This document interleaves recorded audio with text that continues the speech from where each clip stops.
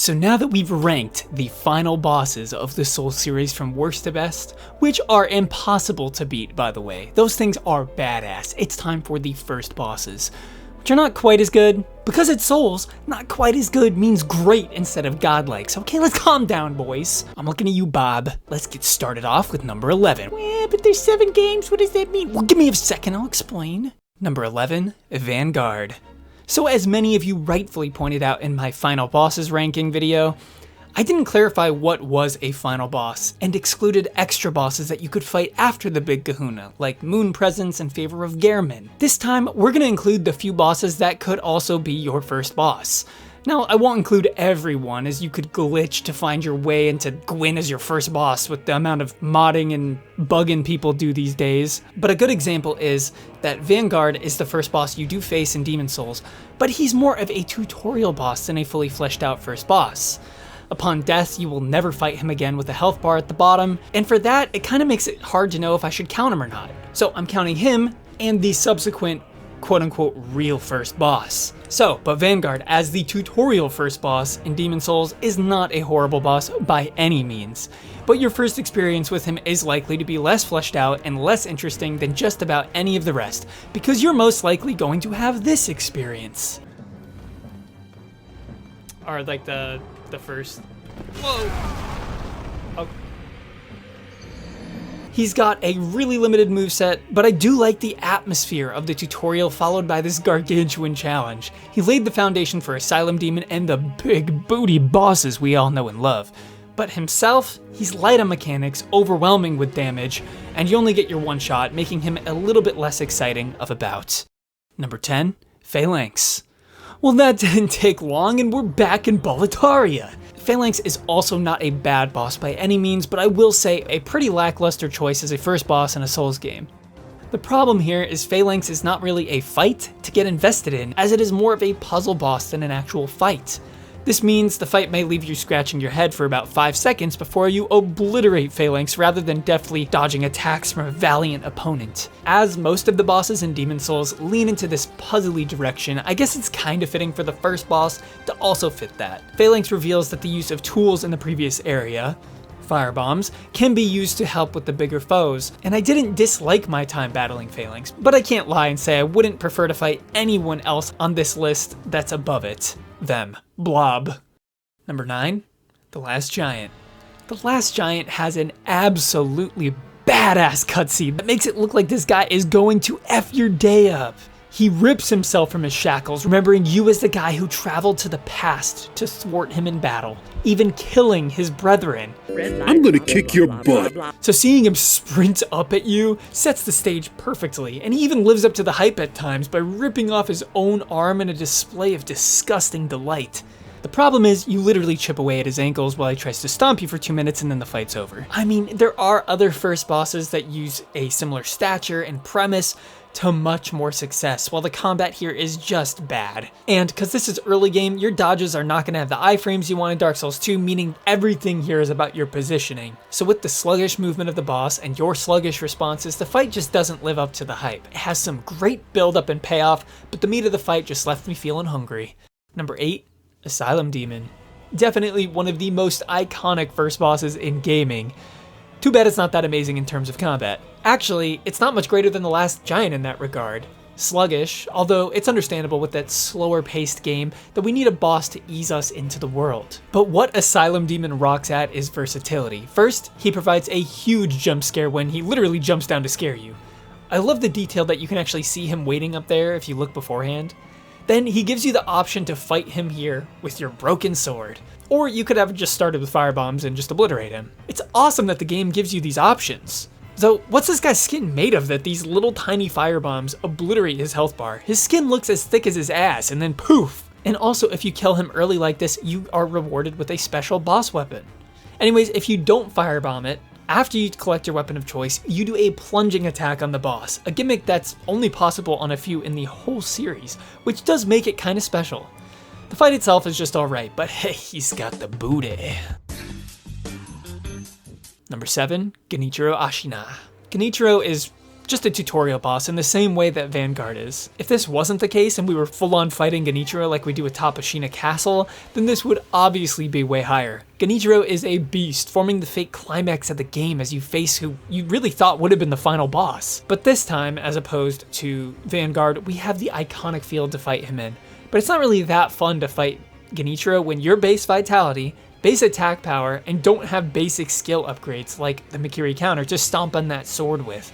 So it's still cool, powerful, iconic, yada yada, but the actual fight isn't as awesome considering you have the one chance with limited tools. And the outcome ends up being the same either way, so that's disappointing.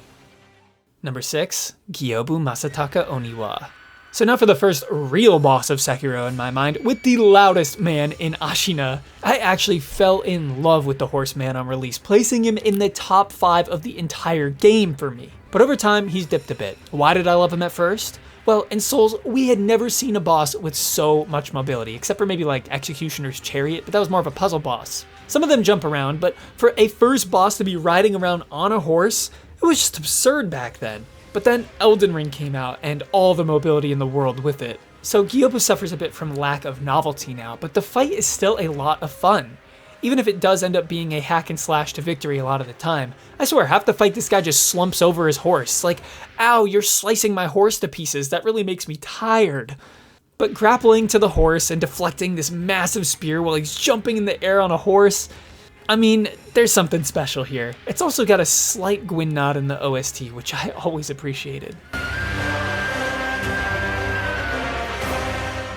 Number 5, The Pursuer. Okay, so now we're getting to the best of the best. All of these top 5 are stunning, stellar, stupefying, starting with, yes, a Dark Souls 2 boss. The first required one of the game. Some people will have fought the Last Giant first, and some people will fight the Pursuer first.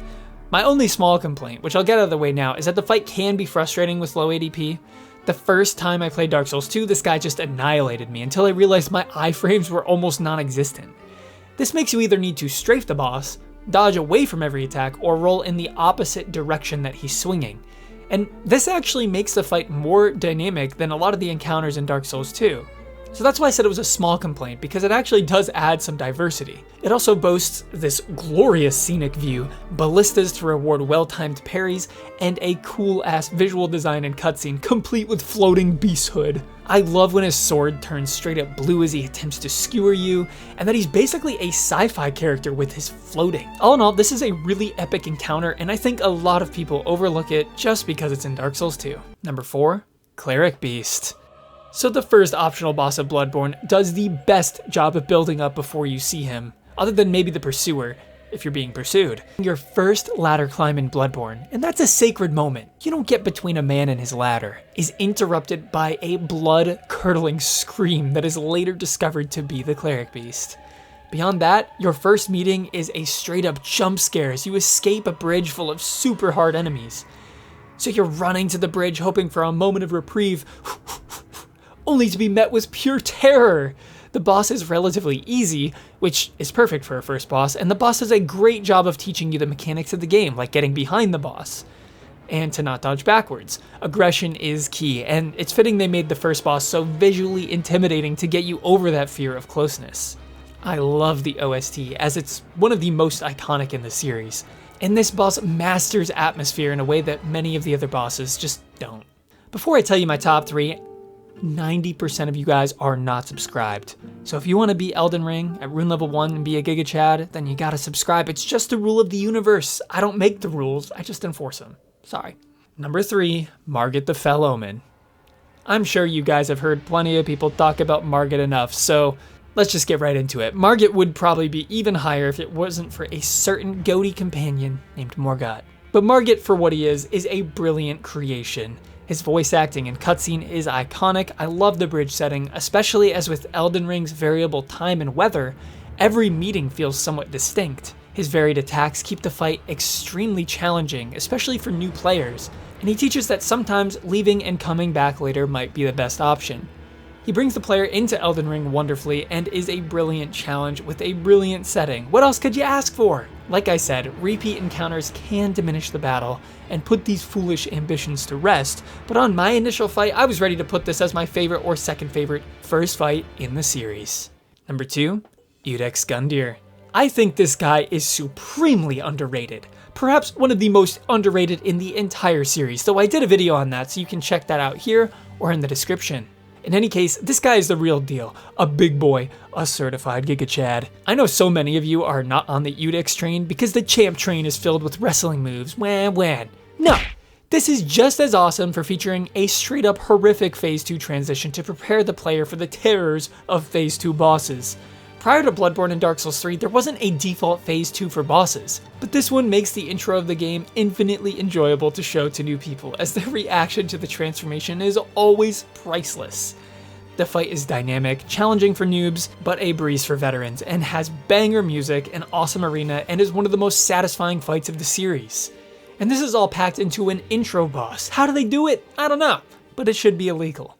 And number 1, of course, is going to be the first required boss of Bloodborne, Father Gascoigne. Papa Guac. He has everything I mentioned for Udix, but with an even stronger OST, a more heartbreaking and impactful set of lore, and he has a powerful cutscene to boot, one of my favorite in the entire series, despite its short simplicity. Phase 1 is calculated rage, while Phase 2 is a completely unhinged nightmare, and I love it. It basically turns Bloodborne into a horror game as you're just trying to survive this endless onslaught of rabid fury. The music box allows for a path out for struggling players, which is nice, and I love that the gravestones that provided some comfort in Phase 1 quickly become paper in Phase 2. A classic boss, and one of the best in the entire series. And that's that. What do you guys think? Give me your ranking down below. Check out this video on the most underrated bosses of the series, and have a great day. Peace.